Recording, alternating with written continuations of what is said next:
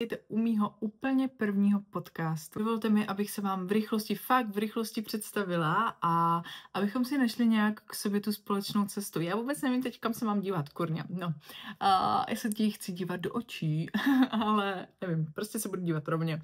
Jsem si všimla, že moje videa se dostávají do podvědomí 2000 lidí. Já věřím tomu, že si můžeme být navzájem prospěšní. Já bych byla moc ráda, kdybyste se zrovna na té mé cestě, ať už osobního růstu, nebo profesního podíleli právě vy. Připravte, teď jdeme na ten detektor lži, kdo jsem a jaká je moje profese. Kdo jsem? Já se jmenuji Veronika Grubarčíková a co o sobě říct? No, něco rychlého, stručného. Počkat, jak se popsat jedním slovem? No, já jsem takový vtipálek a snílek asi. Kdo opravdu jsem, tak teď pěkně zvostra. Já si myslím, že jsem neobyčejná ženská, a kterou byste měli určitě sledovat. Ale proč? Tady už je na internetu takový počet lidí, co radí i blbě, ale já vám budu radit dobře, protože já jsem vystudovaná kosmetička, mám za sebou 4letý obor kosmetické služby, to ale nic neznamená, ano, svým způsobem ano, protože tě naučí hodně život a naučí tě hodně praxe. Já se musím přiznat, jako fakt upřímně se musím přiznat, že obor kosmetické služby tak ze mě dělají lepšího a lepšího člověka. A víš proč? Dennodenně v kontaktu s lidma, ať už to mladší generace, starší generace, ať už jsou to lidi z vyšších, bohatších vrstev, jak to mám říct, finanční kategorie. Já nechci nikoho rozlišovat, jo, protože já se prezentuju, že přijímám člověka bez rozdílu, a to je pravda, že kdyby ke mně přišla stará babička, která žije jenom z důchodu, pracovala na něho fakt tvrdě, tak stejně tak i přijmu muže, prostě i ženu, která jenom tak dá na recepci pár stovek euro a nejsou pro ňu ty peníze nic, jo. Takže nechci nikoho rozdělovat na bohatší a chudší. To jsem trošku odbočila, nechtěla jsem, ale ať máte trošku malý přehled o tom, jak se prezentuju na těch sítích, jaká je trošku moje mentalita a jak přistupuju k lidem. Zajímají osobní příběhy, já miluju. Počkejte, já vám něco na sebe prásknu, jo. Já tohle obdivuju na mých kolegyních a vždycky budu, jo. Oni vůbec třeba nemluvijou za tu celou dobu na té pedikúře, tak nepromluví, nezdílejí svůj život. Je to super si umět takhle nastavit hranice, jo. Ale já hnedka se snažím navázat s tím člověkem nějaký kontakt, a aby to pro něho bylo příjemné. Vidíme se poprvé, tak jak i pro něj, tak i pro mě, že jo, je to takový vstoupení do neznáma, neznáme se, vidíme se poprvé, ale chci, aby když ke mně opravdu přijde, tak ať na mě nezapomene. Ne, tak ať mu je se mnou dobře, ať je uvolněná atmosféra, ať jsme jak dva známí, co si spolu tam sednou a v obyváku na gauč, ať se cítí uvolněně, nemá se za co stydět, jsme jenom lidi.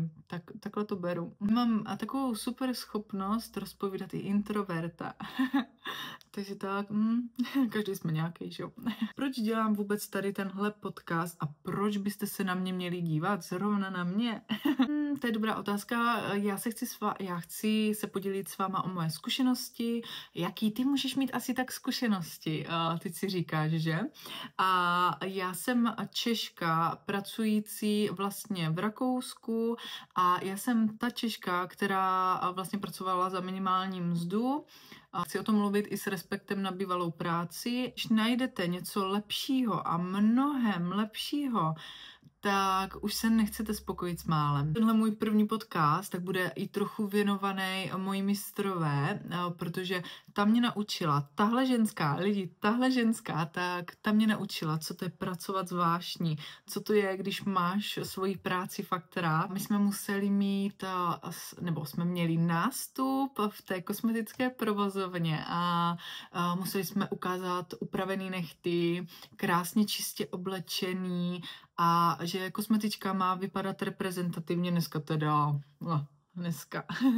Dneska teda nevypadá. V té době, když vlastně nastoupíte na tu svoji první střední školu, tak jasně, já jsem byla rebelka, já jsem byla zlobilka. No, já jsem seděla i v poslední lavici, pak jsem musela sedět i v první. A já jsem byla aj šprt, aj zlobilka, takže hrozná kombinace, taková dračice, no. Ale já musím říct, že k paní mistrové pro mě z té školy byla jediná vedoucí vůdčí autorita, ke který jsem ráda vzhlížela, a na té praxe jste chodili, nebo já osobně, já jsem chodila ráda, já jsem chodila tak ráda. Ona nás vedla i k pečlivosti a ono to je asi i o tom, jaký vy jste a jak přistupujete k životu, jo. Není to jenom o té mistrové, je to asi i mnou, zásluhou mojí, ale já jsem chtěla říct, že jako jsem si ráda i brala hnedka klientky, nebo já jsem se ve škole na té praxi, my jsme měli vlastně v provozovně praxi, tak já jsem se nebála ani si brát zákaznice. Já jsem byla vděčná za ty zákaznice, protože jsem si řekla, čím víc toho uděláš, čím víc těch obličejů prostě poznáš pohmatem, zrakem, tím větší budeš mít zkušenosti pak do té nové práce, jo. No, ale zase tak zkušený prostě z té školy nevídeš, ale vlastně tě to naučí. Škola života, ne? To shrnu, mně se ten její přístup líbil a já to vedu i trošku teď. Ono to nevíte, ale někteří lidi vás ovlivní. Já jsem se vlastně, já můžu asi upřímně říct, že díky mojí energii, tím, jaká jsem taková veselá a pohodářka, tak já jsem se dostala do takové hezké společnosti. Fakt do krásné společnosti. Na pohovoru v Rakousku tak jsem se líbila 2 manažerkám, cizinkám, že jo, Rakušačkám, a jak jsem se snažila mluvit, komunikativní smála, nevím, co to tam bylo za energii, ale prostě jsem se jim líbila.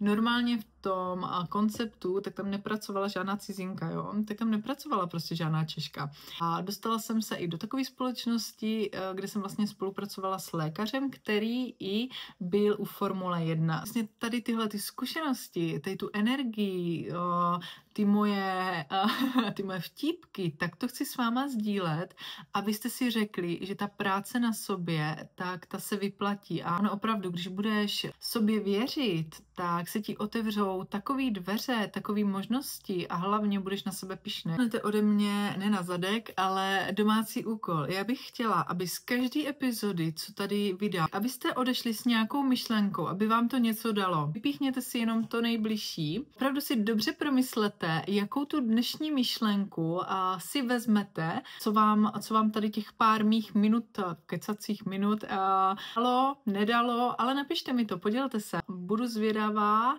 jakou velkou komunitu tady vytvoříme. Doufám, že můj podcast tě trošku inspiruje k tomu, že i z rebelky tak se může stát takový lidumil, který chce na sobě pracovat, který chce se zlepšovat ve své práci. A jak jsem se dostala do Rakouska, co tam dělám, s kým jsem se tam potkala, tak na to si počkej do dalšího vydání.